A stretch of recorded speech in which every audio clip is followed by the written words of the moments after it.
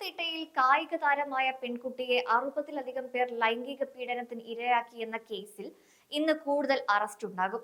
13 വയസ്സ് മുതൽ ചൂഷണത്തിന് ഇരയായി എന്ന് പെൺകുട്ടി പോലീസിൽ മൊഴി നൽകി. പോക്സോ വകുപ്പ് ഉൾപ്പെടെയാണ് പ്രതികൾക്കെതിരെ ചുമത്തിയിരിക്കുന്നത്.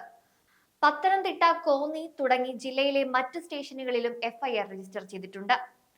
CWCക്ക് ലഭിച്ച വിവരത്തെ തുടർന്നാണ് ജില്ലാ പോലീസ് മേധാവി പ്രത്യേക സംഘം രൂപീകരിച്ച് കേസ് അന്വേഷിച്ചത്.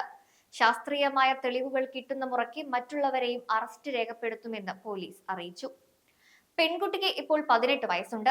2 കൊല്ലമായുള്ള പീഡന വിവരങ്ങളാണ് CWC വഴി പോലീസിന് ലഭിച്ചത്.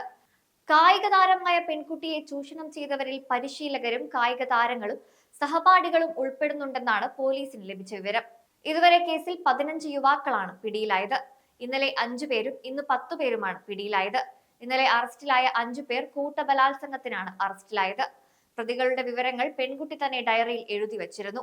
അച്ഛന്റെ മൊബൈൽ ഫോണിലൂടെയാണ് പ്രതികളെ വിളിച്ചിരുന്നത്. ഫോണിൽ സേവ് ചെയ്തിരുന്ന നമ്പറുകളിൽ നിന്ന് പോലീസിന് 40ഓളം പ്രതികളെ തിരിച്ചറിഞ്ഞിട്ടുണ്ട്.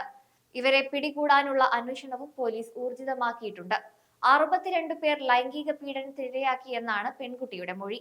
13 വയസ്സ് മുതൽ സ്കൂൾ കാലഘട്ടം മുതൽ പീഡനത്തിന് ഇരയായെന്നും പെൺകുട്ടി കൗൺസിലിംഗിനിടെ പറഞ്ഞിരുന്നു. അസാധാരണ സംഭവം എന്ന നിലയിൽ സൈക്കോളജിസ്റ്റിന്റെ അടുത്തേക്ക് വിട്ട് കൂടുതൽ വിശദമായ കൗൺസിലിംഗ് നടത്തുകയായിരുന്നു. ആളുകളെ കുറിച്ച് കുട്ടികൾക്ക് അറിയാമെങ്കിലും കൂടുതൽ വിവരങ്ങൾ അറിയില്ല. അച്ഛന്റെ ഫോണിൽ പലരുടെയും ഫോൺ നമ്പറുകൾ സേവ് ചെയ്തിട്ടുണ്ടെന്ന് പറഞ്ഞു. ITIയിൽ പഠിക്കുന്നവരുടെ പേരുകൾ അത്തരത്തിൽ ഫോണിൽ സേവ് ചെയ്തിട്ടുണ്ട്. പോലീസിന്റെ അന്വേഷണം കാര്യക്ഷമമാക്കുന്നതിന്റെ ഭാഗമായാണ് ജില്ലാ പോലീസ് മേധാവിക്ക് വിവരങ്ങൾ കൈമാറിയത്. പല സ്റ്റേഷനുകളിലായിട്ടാണ് അന്വേഷണമെന്നും പ്രതികളെ പിടികൂടാനാകുമെന്നും CWC ചെയർമാൻ N. രാജീവൻ പറഞ്ഞു.